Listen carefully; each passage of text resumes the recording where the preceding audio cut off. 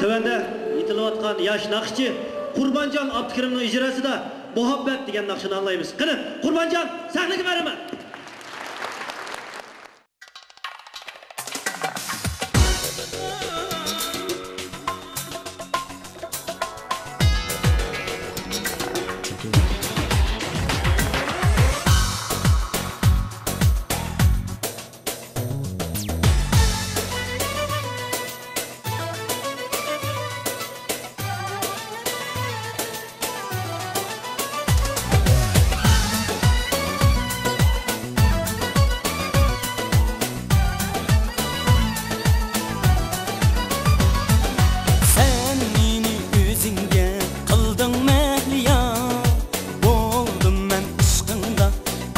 Bir karar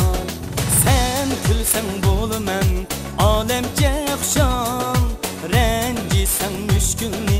yenişke teyyar mana bu muhabbet mana bu sevgi bilmeymen neymiş kafiygenligini mana bu muhabbet mana bu sevgi bilmeymen neymiş kafiygenligini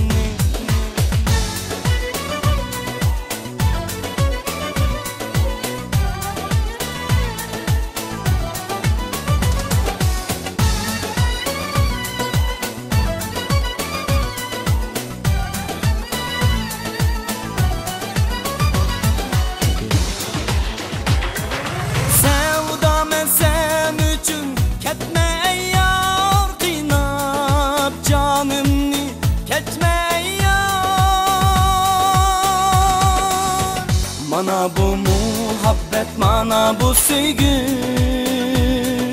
bilmeymen neymiş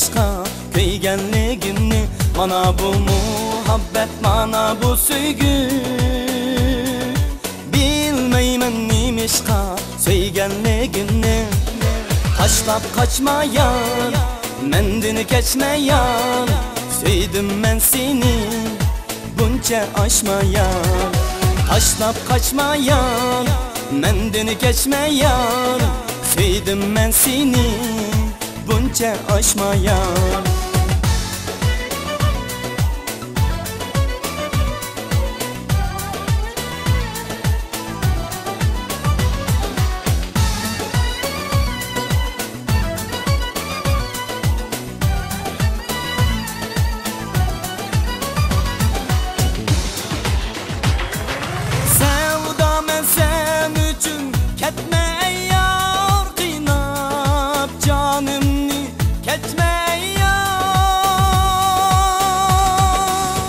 Mana bu muhabbet, mana bu sevgi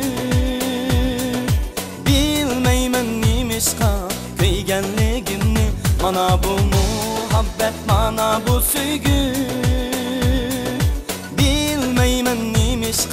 kıygenligini taşlap kaçmayan, mendini geçmeyen sevdim ben seni bunca aşmayan taşlap kaçmayan, mendini geçmeyen sevdim ben seni bunca aşmayan taşlap kaçmayan, mendini geçmeyen sevdim ben seni bunca aşmayan